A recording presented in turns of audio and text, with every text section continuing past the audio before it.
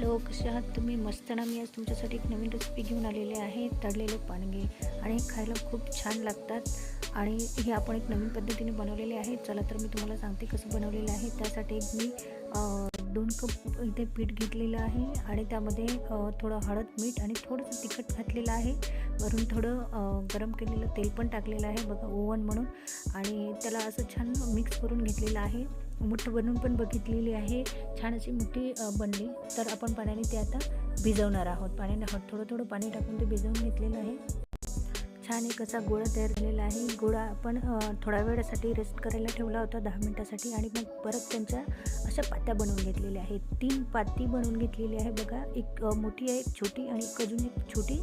आणि त्याला वरून थोडं थोडं तेल लावलेलं आहे. तेल लावल्यानंतर आपण त्याला मिक्स करून घेतलेलं आहे, म्हणजे जोडवून घेतलेलं आहे. आणि ते बघा, तुम्ही बघू शकता कशा पद्धतीत जोडून घेतलेलं आहे. आणि अशाच पद्धतीचे आपण 2 ते 3 गोळे बनवून घेतलेले होते. बघून घ्या, ते छान असं गुलगुल गुलगुल बनवून घेतलेलं आहे. आणि त्यालाही तेल लावलेलं आहे. आणि हे पावसाळ्याच्या दिवसात खूप खायला छान लागतं डाळीसोबत. तर तुम्ही पण एक नक्की ट्राय करा. आणि त्याआधी एक मला लाईक पण करा आणि सबस्क्राईब पण करा. आणि आमच्या तिथून व्ह्यू पण छान दिसतो, तो पण मी तुम्हाला दाखवलेला आहे सोबतच.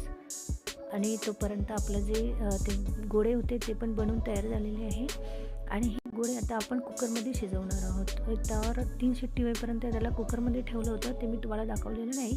त्यानंतर मी त्यांना बाहेर काढलं आणि चाकूने हे असे कट करून घेतलेले आहे. खूप छान असे शिजलेले आहे.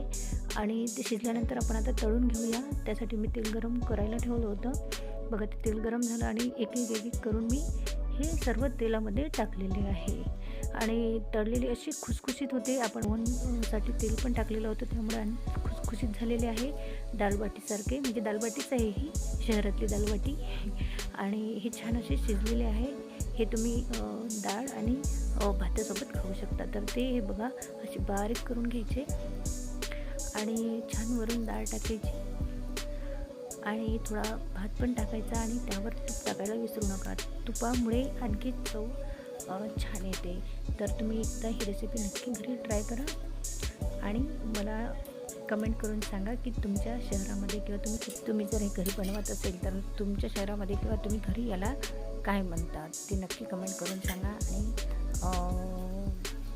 मला लाईक करा आणि हा व्हिडिओ पण शेअर करा.